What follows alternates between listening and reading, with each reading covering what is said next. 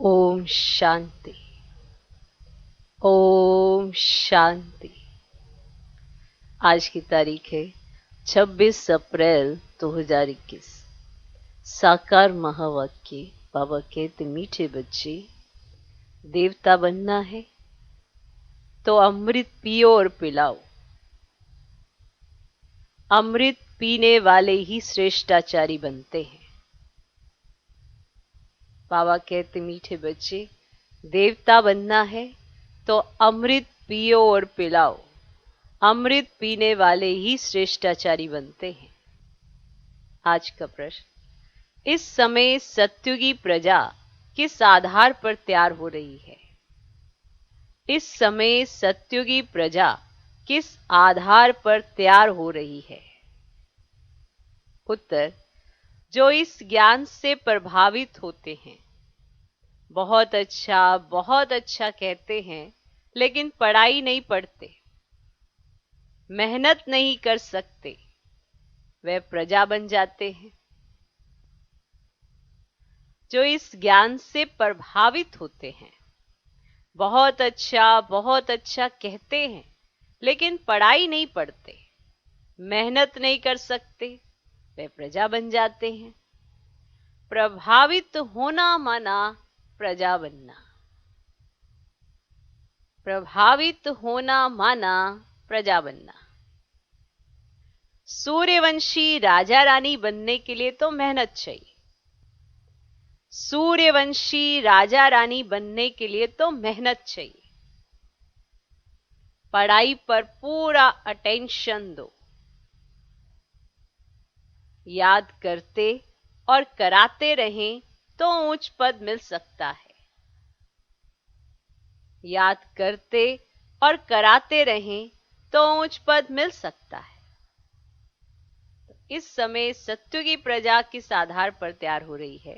उत्तर, जो इस ज्ञान से प्रभावित होते हैं, बहुत अच्छा कहते हैं, लेकिन पढ़ाई नहीं पढ़ते, मेहनत नहीं कर सकते, वे प्रजा बन जाते हैं। प्रभावित होना माना प्रजा बनना। सूर्यवंशी राजा रानी बनने के लिए तो मेहनत चाहिए। पढ़ाई पर पूरा अटेंशन दो, याद करते और कराते रहें तो ऊंच पद मिल सकता है। आज का गीत है, तूने रात गवाई सो करके, दिन गवाया खा करके। ओम शांति। ओम शांति। बच्चों ने गीत सुना कि हमारा जीवन हीरे जैसा था, अब कौड़ी जैसा हो पड़ा है। ये तो कॉमन बात है, छोटा बच्चा भी समझ सकता है। बाबा बहुत सहज रीति से समझाते हैं, जो कोई छोटा बच्चा भी समझ सके। सत्यनारायण की कथा सुनाते हैं तो छोटे छोटे बच्चे भी बैठ जाते हैं। परंतु वैद सत्संगों आदि में जो सुनाते हैं वह सब है कथाएं। कथा कोई ज्ञान नहीं, बनी बनाई कहानियां हैं। गीता की कहानी, रामायण की कहानी, भिन्न भिन्न शास्त्र हैं जिनकी कहानियां बैठ सुनाते हैं, वह सब है कथाएं। कहानियों से कोई फायदा होता है क्या? यह है सत्यनारायण की, अर्थात नर से नारायण बनने की सच्ची कहानी। ये सुनने से तुम नर से नारायण बन जाएंगे। ये अमर कथा भी हुई। तुम निमंत्रण देते हो कि आओ अमर कथा तुमको सुनाए, तो तुम अमर लोक में चले जाएंगे, तो भी कोई नहीं समझते हैं। शास्त्रों की कहानी सुनते आते हैं, मिलता कुछ भी नहीं। जाएंगे लक्ष्मी नारायण के मंदिर में, चलो दर्शन करके आए, महात्मा का दर्शन करके आए। ये एक रस्म रिवाज चली आई है। ऋषि मुनि आदि जो होकर गए हैं उनको माथा टेकते आए हैं। पूछो रचता और रचना की कहानी का पता है? तो कहेंगे नहीं। भल प्रदर्शनी में जो आते हैं वे कहानी तो ठीक सुन लेते हैं, परंतु पवित्र नहीं बनते। समझते हैं ये विकारों में जाने की रस्म रिवाज भी अनादि है। मंदिर में देवताओं के आगे जाकर गाते हैं, आप संपूर्ण निर्विकारी हो, फिर बाहर आकर कहते हैं विकार में जाना तो अनादि है। इस बिगड़ दुनिया कैसे चलेगी? लक्ष्मी नारायण आदि को भी तो बच्चे थे ना, ऐसे कह देते हैं, तो ऐसों को क्या कहें। एक तरफ ये कहते दूसरी तरफ वहीं आकर उसकी काट करने लगते हैं। अंदर ये कह के आए और बाहर निकलते फिर ऐसे कहने लगते। तो फिर ऐसों को क्या कहें। मनुष्य का लकब तो दे ना सके।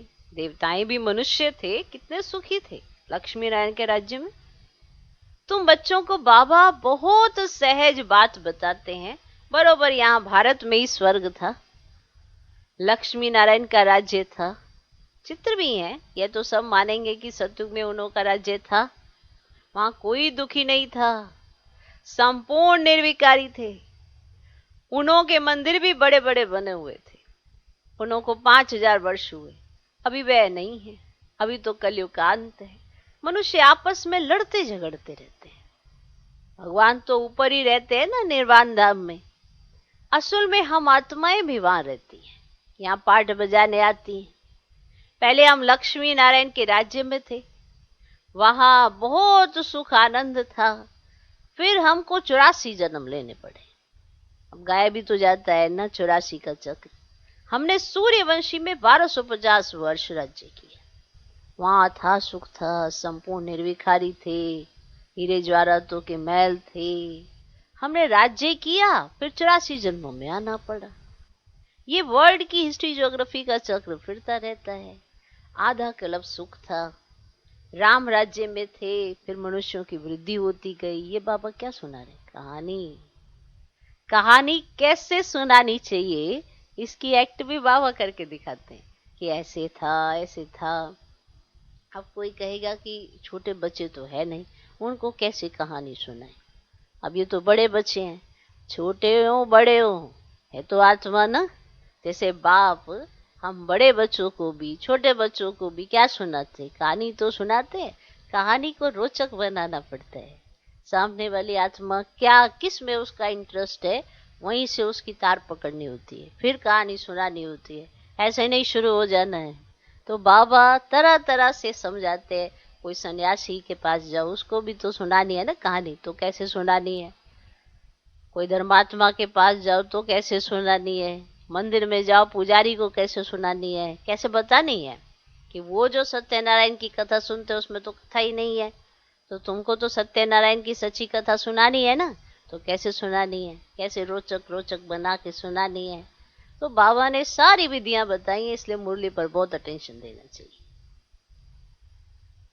सुना कैसे बाबा सुना रहे हैं कि आधा कल्प सुख था, है ना। ये हमको याद दिलाया जा रहा है कि क्या समय था, क्या हुआ था, क्या तुमने देखा हुआ है, आज तुम क्या देख रहे हो, कल फिर तुम क्या देखोगे। क्योंकि बाबा ने न्यारे रहकर ये सारी कहानी देखी हुई है, इसीलिए वही आके हमें बता सकते हैं कि हुआ क्या था हमारे साथ, कि हम ऐसी दुर्दशा में आके क्यों पड़े हैं। तो वो सारी कहानी सुनाते तुम्हारे साथ क्या हुआ। पहले तुम दैवी गुणों वाले थे, फिर तुम्हारे दैवी गुण जाते रहे, धीरे धीरे करते करते अभी तो देखो बिल्कुल पट पे आके पड़े हो, पता ही नहीं पड़ता।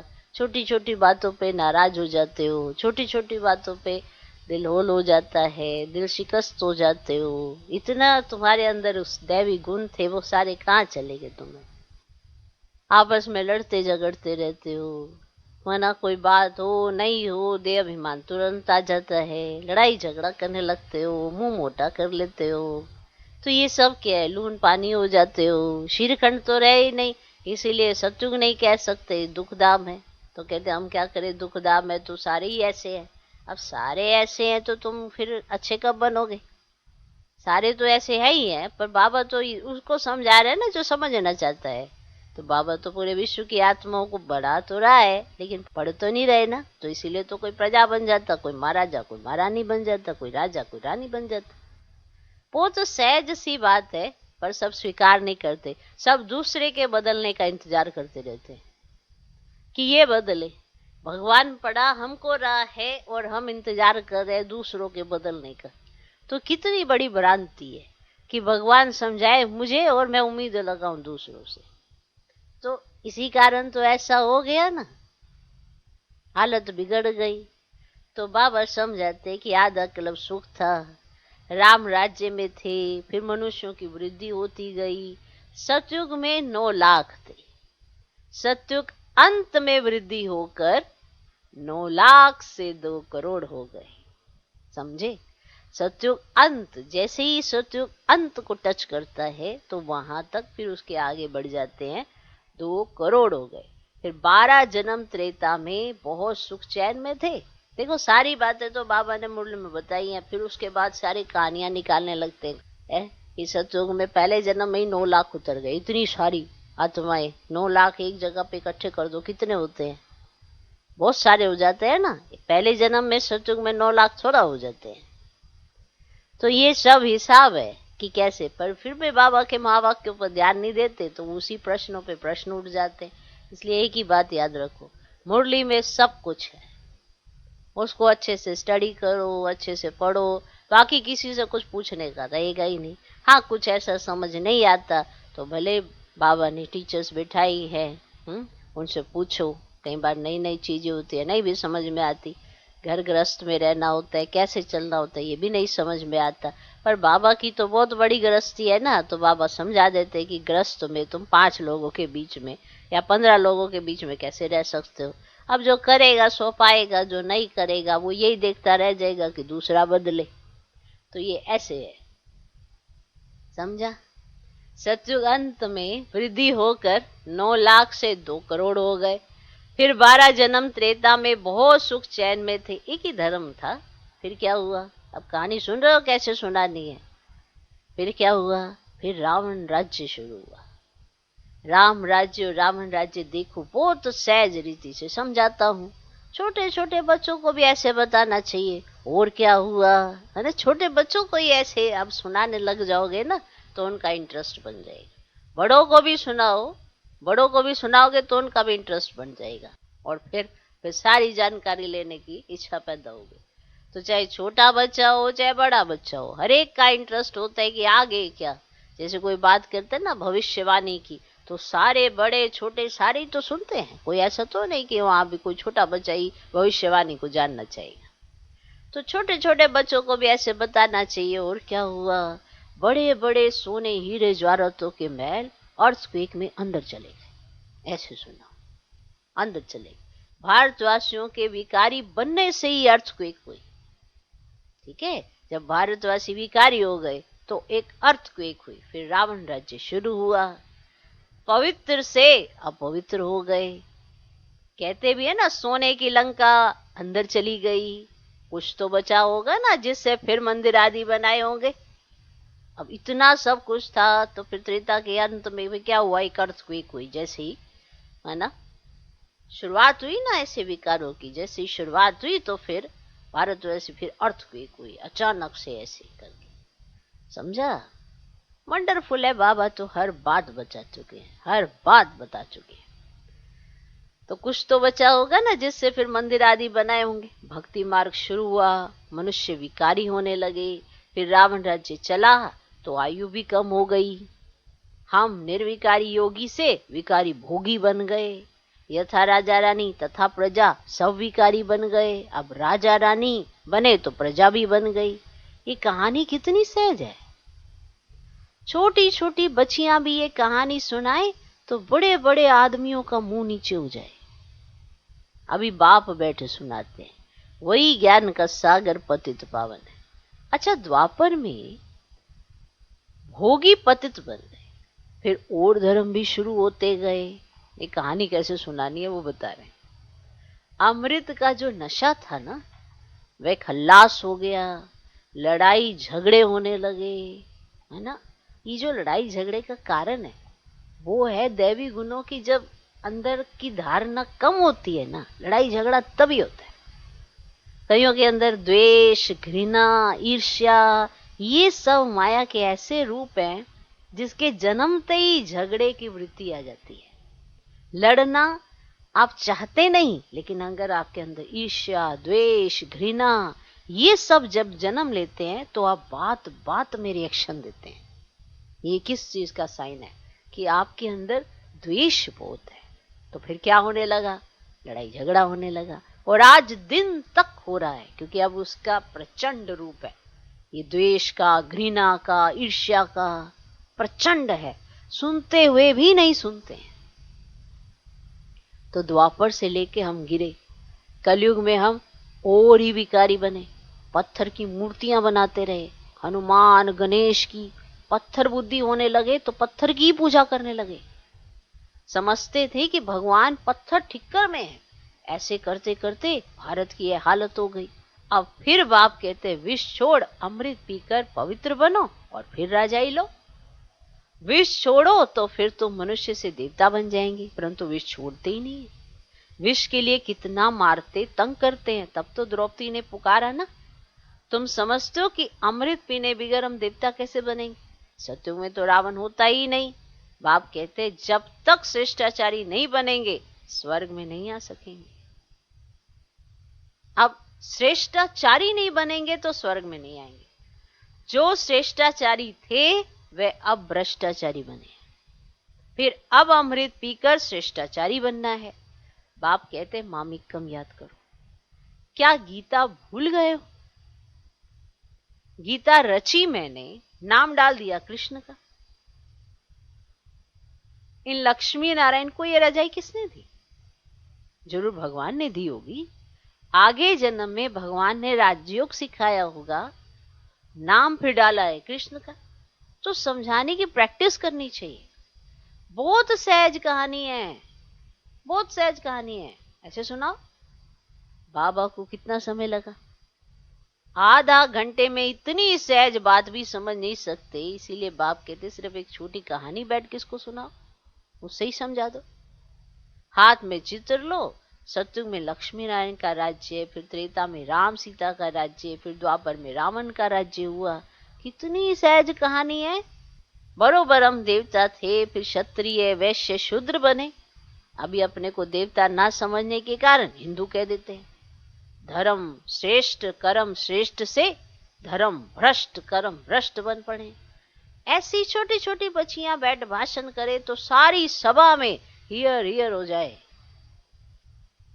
बाबा सभी सेंटर्स वालों को सुना रहे हैं। अब ये बड़े बड़े नहीं सीखते तो छोटी छोटी कुमारियों को सिखाओ। अगर बड़ों बड़ों को नहीं समझ में आ रही है तो छोटी छोटी कुमारियों को समझाओ, उनको सिखा दो। कुमारियों का नाम भी है। दिल्ली बॉम्बे में बहुत अच्छी अच्छी कुमारी हैं, पढ़ी लिखी हैं। उनको तो खड़ा हो जाना चाहिए। कितना काम कर सकती हो। अगर कुमारियां खड़ी हो जाए तो नाम वाला हो जाए। साहूकार घर की जो है वह मुश्किल हिम्मत रखती है। साहूकारी का नशा रहता है, दहेज आदि मिलता है तो बस कुमारियां शादी कर काला मुंह कर देती और सबके आगे झुकना पड़ता है। तो बाप कितना सहज समझाते हैं, परंतु पारस बुद्धि बनने का ख्याल ही नहीं आता। देखो जो नहीं पढ़ते हैं वे भी आजकल MP MLA आदि बन गए हैं। पढ़ाई से तो क्या क्या बन जाते हैं। ये पढ़ाई तो बहुत सहज है, औरों को भी जाकर सिखाना चाहिए, परंतु श्रीमत पर नहीं चलते तो पढ़ते भी नहीं है। अब श्रीमत पर नहीं चलते तो पढ़ते भी नहीं है। बहुत अच्छी अच्छी कुमारियां हैं, परंतु अपना ही नशा चढ़ा हुआ है। थोड़ा काम किया तो समझती हमने बहुत काम किया है, मन अपना ही नशा चढ़ा हुआ है। ऐसे थोड़े से कार्य को भी समझते हमने तो बहुत कार्य कर लिया है, अभी तो बहुत काम करना है। आजकल फैशन में भी कुमारियां रहती हैं, वहां तो नेचुरल श्रृंगार रहता है, यहाँ तो कितना आर्टिफिशियल श्रृंगार करते हैं। सिर्फ बाल बनाने में ही कितने पैसे देते हैं। अब ये है माया का पॉम्प। फॉल ऑफ माया रावण राज्य, फिर राइज ऑफ राम राज्य। अब राम राज्य स्थापन होता है, परंतु तुम मेहनत तो करो ना। तुम क्या बनेंगे? अगर पढ़ेंगे नहीं तो वहां जाकर पाई पैसे की प्रजा बनेंगे। आजकल के बड़े बड़े आदमी वहां की सब प्रजा में आ जाएंगे और साहूकार लोग सिर्फ अच्छा अच्छा के अपने धंधे में लग जाते हैं, बहुत अच्छा प्रभावित होते हैं। फिर क्या आखिरी क्या होगा? वहां जाकर प्रजा बनेंगे, प्रभावित तो माना प्रजा। जो पढ़ेगा वो राजा रानी बनेगा ना, जो मेहनत करेगा खुद के ऊपर वो बनेगा ना राजा रानी। जो सिर्फ प्रभावित होगा माना प्रजा। जो मेहनत करते हैं वे राम राज्य में आ जाएंगे। समझानी तो बहुत सहज है। इस कहानी के नशे में कोई रहे तो बेड़ा पार हो जाए। हम शांति धाम में जाएंगे, फिर सुख धाम में आएंगे। बस याद करते करते, याद करते कराते रहना है, तभी ऊंच पद पाएंगे। अटेंशन पढ़ाई पर देना है। चित्र हाथ में हो, जैसे बाबा जब लक्ष्मीनारायण की पूजा करते थे ना, तो चित्र जेब में पड़ा रहता था। चित्र छोटे भी है, लॉकेट में भी है, उन पर समझाना है, ये है बाबा, उन द्वारा वर्षा मिल रहा है, अब पवित्र बनो, बाप को याद करो। कितनी नॉलेज है इस मेडल्स में, माना ये जो बैज है ना आपका, इसमें तो कितनी सारी नॉलेज है, इसमें सारा ज्ञान है। इस पर समझाना बहुत सहज है। सेकंड में बाप से स्वर्ग के जीवन मुक्ति का वर्षा, कोई भी समझाए तो जीवन मुक्ति पद का अधिकारी बन जाए। बाकी पढ़ाई अनुसार उच्च पद पाएंगे। स्वर्ग में तो आएंगे ना, पिछाड़ी में आएंगे तो सही ना, वृद्धि तो होनी है। देवी देवता धर्म ऊंच है, वह भी तो बनेंगे ना। प्रजा तो लाखों बनेगी। अब सूर्यवंशी बनने में मेहनत है। सर्विस करने वाले ही अच्छा पद पाएंगे। उनका नाम भी बाला है, कुमार का है, जनक है, अच्छा सेंटर संभाल रही है, कोई खिटपिट नहीं। आना दादी प्रकाशमणि और दादी जानकी जी कितना अच्छा सेंटर संभालते। माना जहां वो रहती, जो भी सेंटर पे वो गई, सबसे मिलजुल के प्यार से रहना, ये एक ब्रह्मा कुमारी में विशेष गुण होना चाहिए। माना ऐसे नहीं खिटपिट, छोटी छोटी बातों में ही खिटपिट, बात लग गई, जो अभिमान आ गया, ये तो बाबा को अच्छी नहीं लगता। ऐसी ब्रह्मा कुमारी थोड़ा देखना चाहता है बाबा, जो सारा दिन खिटपिट करती रहे। ये खिटपिट वाणी की भी होती है और संकल्पों की भी होती है। जो संकल्पों में और वाणी में खिटपिट करती, वो कर्म में तो करती ही होगी ना। ये तो नेचुरल सी बात है। संकल्प भी कर्म ही है, वाणी भी कर्म ही है। इसीलिए बड़ा ही ध्यान रखना चाहिए कि हम सेंटर को कैसे संभालती, हर बात का कितना ध्यान रखती। बाबा का घर है, बाबा के घर की संभाल करने की जिम्मेवारी मिली है, तो खिटपिट किसी से नहीं होनी चाहिए। ना तो आवाज इतनी तेज होनी चाहिए कि खिटपिट की आवाज दूसरों को भी आए, पता पड़ जाए कि इसके मन में पता नहीं कितना द्वेष है। ऐसा नहीं होना चाहिए। इसलिए बाबा हमेशा दादियों का एग्जाम्पल हम बच्चों को देते हैं। ऐसा होना चाहिए।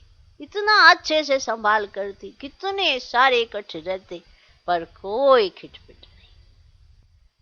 बाप कहते हैं see no evil, talk no evil, फिर भी ऐसी ऐसी बातें करते रहते हैं। जबकि कहा है कि इविल ना तो बात करो, ना सुनो, ना देखो, ना बोलो, फिर भी ऐसी ऐसी बातें करते रहते। ऐसे ऐसे क्या जाकर बनेंगे? इतनी सहज सर्विस भी नहीं करते हैं। माना क्या है ये? आपको सबके साथ अच्छे से रहना है, कोई खिटपिट नहीं करनी है, प्यार से रहना, प्यार से चलना। अगर यही नहीं कर सकते तो आगे जाके क्या सर्विस कर सकते? तो सर्विस भी नहीं करते। छोटी छोटी बच्चियां भी ये समझा सकती है, सुना सकती है। बंदर सेना भी मशहूर है। सीताएं जो रावण की जेल में फंसी हुई है, उनको को छुड़ाना है। कथाएं तो क्या क्या बना दी हैं। ऐसे ऐसे कोई भाषण करे, बाकी सिर्फ कहते हैं प्रभावित बहुत हुआ, बस इतना कहते हैं प्रभावित हुआ, फलाना बहुत प्रभावित हुआ, ऐसे कहते। पूछो क्या हो रहा? फलाना बहुत प्रभावित हो। पूछो तुम क्या बनना चाहते हो? सिर्फ दूसरों को कहेंगे इनका ज्ञान बहुत अच्छा है, खुद समझते कुछ भी नहीं, इससे क्या फायदा? अच्छा, मीठे मीठे सिकिलधे बच्चों प्रति माता पिता बाप दादा का याद प्यार और गुड मॉर्निंग। रूहानी बाप की रूहानी बच्चों को नमस्ते। हम रूहानी बच्चों की भी रूहानी बाप को नमस्ते नमस्ते नमस्ते। Good morning good morning good morning. धारणा के लिए मुख्य सार। पहला पॉइंट, पारस बुद्धि बनने के लिए पढ़ाई पर पूरा पूरा ध्यान देना है। पारस बुद्धि बनने के लिए पढ़ाई पर पूरा पूरा ध्यान देना है। श्रीमत पर पढ़ना और पढ़ाना है। हद की साहूकारी का नशा, फैशन आदि छोड़ इस बेहद सेवा में लग जाना है। पारस बुद्धि बनने के लिए पढ़ाई पर पूरा पूरा ध्यान देना है। श्रीमत पर पढ़ना और पढ़ाना है। हद की साहूकारी का नशा, फैशन आदि छोड़ इस बेहद सेवा में लग जाना है। दूसरा point, hear no evil, see no evil. कोई भी व्यर्थ बातें नहीं करनी है, किसी पर प्रभावित नहीं होना है, सबको सत्य नारायण की छोटी सी कहानी सुनानी है। Hear no evil, see no evil. कोई भी व्यर्थ बातें नहीं करनी है, किसी पर प्रभावित नहीं होना है, सबको सत्य नारायण की छोटी सी कहानी सुनानी है। आज का वरदान, नॉलेज की लाइट माइट द्वारा अपने लक को जगाने वाले सदा सफलता मूर्त भव। नॉलेज की लाइट माइट द्वारा अपने लक को जगाने वाले सदा सफलता मूर्त भव। जो बच्चे नॉलेज की लाइट और माइट से आदि मध्य अंत को जानकर पुरुषार्थ करते हैं, उन्हें सफलता अवश्य प्राप्त होती है। सफलता प्राप्त होना भी लक की निशानी है। नॉलेजफुल बनना ही लक को जगाने का साधन है। नॉलेज सिर्फ रचयिता और रचना की नहीं, लेकिन नॉलेजफुल अर्थात हर संकल्प, हर शब्द और हर कदम में ज्ञान स्वरूप हो, तब सफलता मूर्त बनेंगे। हर संकल्प, हर बोल, हर शब्द, हर कदम में ज्ञान स्वरूप हो, तब सफलता मूर्त बनेंगे। अगर पुरुषार्थ सही होते भी सफलता नहीं दिखाई देती है, तो यही समझना चाहिए कि यह असफलता नहीं, परिपक्वता का साधन है। आपको सफलता जरूर मिलेगी अगर आपने नॉलेज के आधार पर कुछ किया, और अगर नहीं भी दिखाई देती है तो ये असफलता नहीं, परिपक्वता का साधन है।